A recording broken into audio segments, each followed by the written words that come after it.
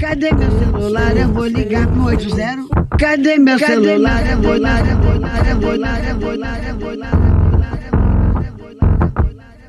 Ninféias apresenta Pílulas Feministas. Olá, pessoal, tudo bem?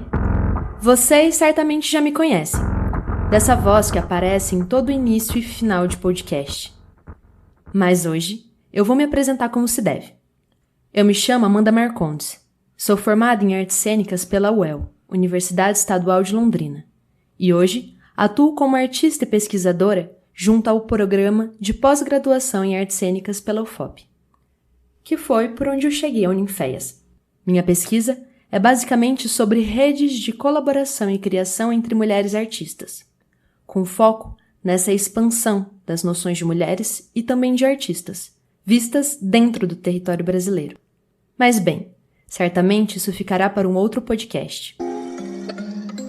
Por hoje, falaremos de um assunto delicado, que necessita de visibilidade, acolhimento e atenção, que é o dia de hoje, 18 de maio, também conhecido como o Dia Nacional de Combate ao Abuso e à Exploração Sexual de Crianças e Adolescentes. Buscarei falar aqui um pouquinho das coisas que aprendi enquanto arte educadora, do Serviço de Convivência e Fortalecimento de Vínculos.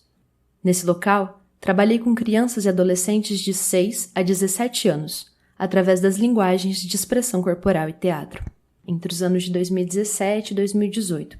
Para quem não conhece, o Serviço de Convivência funciona como um braço das redes de assistência social, que são formadas também pelo CRAS, Centro de Referência de Assistência Social, e também pelo CREAS, Centro de Referência Especializado de Assistência Social, que são muitas vezes os órgãos que fazem o acompanhamento das vítimas e também realizam um trabalho de prevenção com crianças e adolescentes nas mais diversas situações de vulnerabilidade, que vão desde ficar em casa, sem os familiares no contraturno da escola, até situações extremas de pobreza, situação de rua, uso de drogas, trabalho e exploração infantil, e tantos outros casos que são tidos como invisíveis.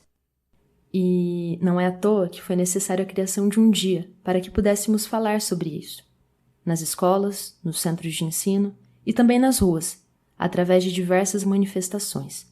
Assim, lhes contarei a história que deu origem a esse dia.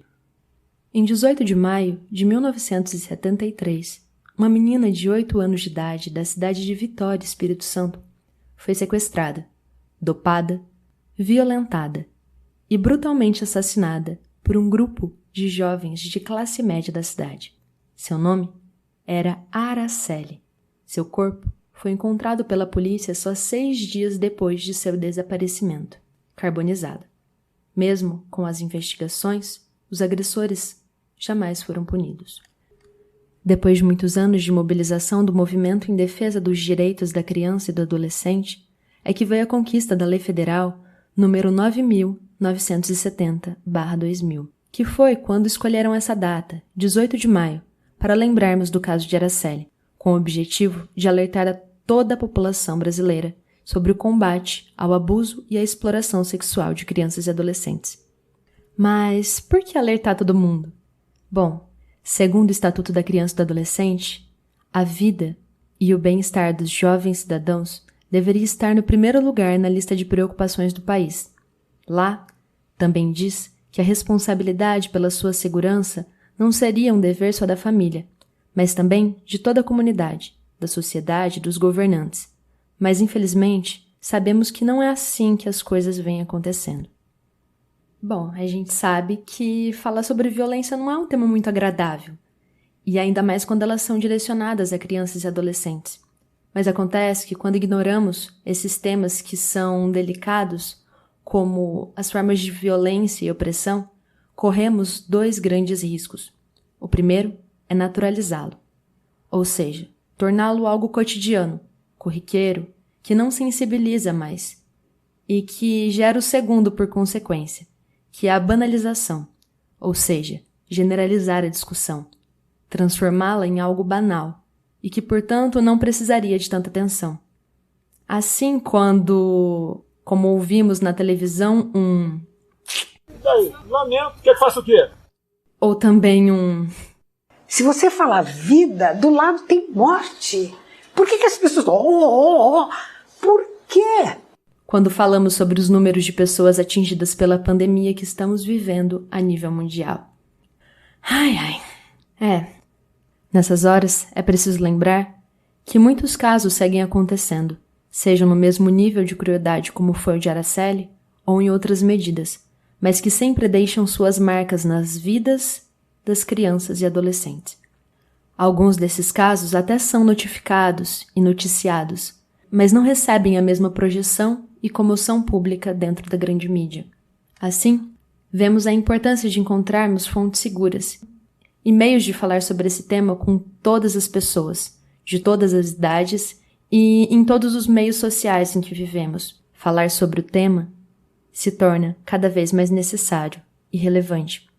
Segundo os dados do Anuário de Segurança do Brasil, publicados em setembro de 2019, a cada 4 horas, uma menina é vítima de violência sexual no Brasil.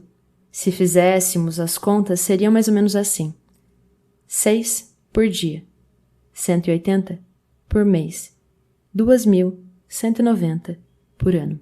E, ao que parece, nem 10% dos casos são denunciados. Ou seja, esses números na realidade podem ser bem maiores. Casos como esses podem acontecer em todas as idades. Segundo essa pesquisa, entre as meninas, o ápice acontece entre os 13 anos. Já com os meninos, o ápice tem sido com crianças abaixo de 7 anos. Diz também que 96,3% dos agressores são homens, e diferente do que pensávamos, 75,9% deles são conhecidos da vítima, sendo pais, padrastos, tios, primos ou vizinhos. São normalmente pessoas que conhecem a vítima e também a sua rotina. Bom, vamos fazer um exercício. Numa roda de amigos ou familiares, quantos casos de abuso ou de violência sexual você já ouviu falar? Quantas delas aconteceram durante a infância ou a adolescência? E como esses casos reverberaram durante a vida adulta? Ok. Como você se sente ao lidar com esses dados e essas informações? Indiferença, culpa, medo, atenção? A minha intenção aqui, enquanto artista e provocadora, é apenas apontar para a necessidade de ressensibilização, de conscientização. E talvez não seja à toa que um dos motes abordados para as campanhas de violência contra as crianças e adolescentes seja exatamente o choro. Segue um trechinho da campanha Não Engula o Choro, feita pelo SEDECA, Centro Estadual dos Direitos da Criança e do Adolescente. Se esse choro assim tem algo a dizer, que parece que ninguém vai entender.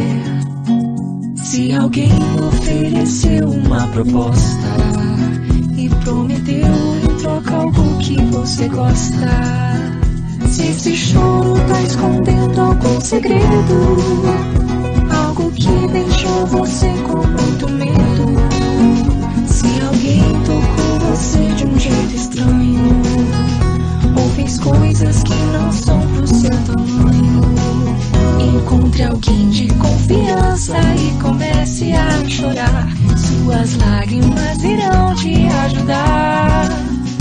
Ela vai saber que alguém fez algo com você e vai fazer de tudo pra te proteger. Não Engula o Choro, uma campanha de enfrentamento à violência contra crianças e adolescentes. Esse vídeo me serviu como material para trabalhar com os educandos e educandas do Serviço de Convivência de 6 a 12 anos. Ele gerou diversas discussões lúdicas que finalizamos com a apresentação de cenas de teatro de fantoche, com personagens e enredos criados por eles. Já com o público de 12 e 17 anos, a conversa tomou um outro rumo, que permeou o universo da adolescência e que foram trabalhadas a partir de músicas das playlists pessoais. A questão sobre as novinhas se tornou uma constante nas salas das turmas mais velhas e resultou na construção de uma apresentação artística, que foi feita com todos os cuidados e aparatos possíveis para ser realizada em praça pública, durante o evento 18 de maio de 2018. Eu trouxe esses dados para mostrar que é possível falar sobre esses temas nas mais diversas idades.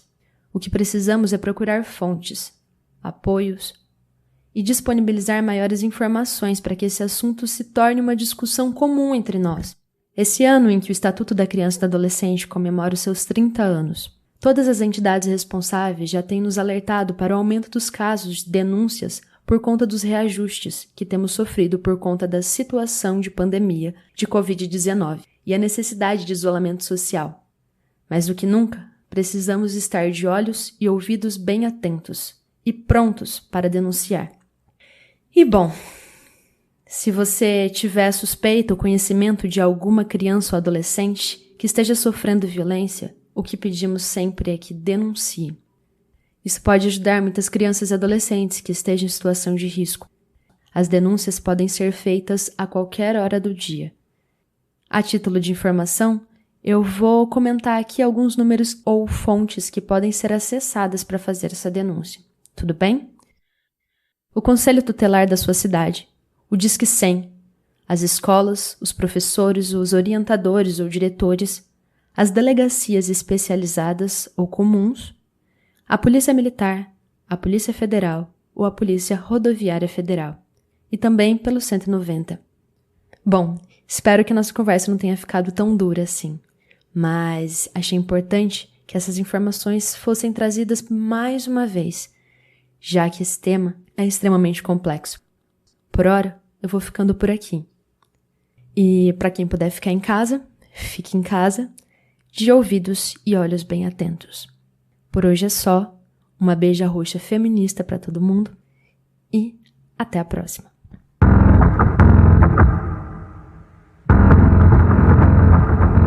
Essa foi mais uma produção do Ninféias, Núcleo de Investigações Feministas, com o apoio da Pró-Reitoria de Extensão da Universidade Federal de Ouro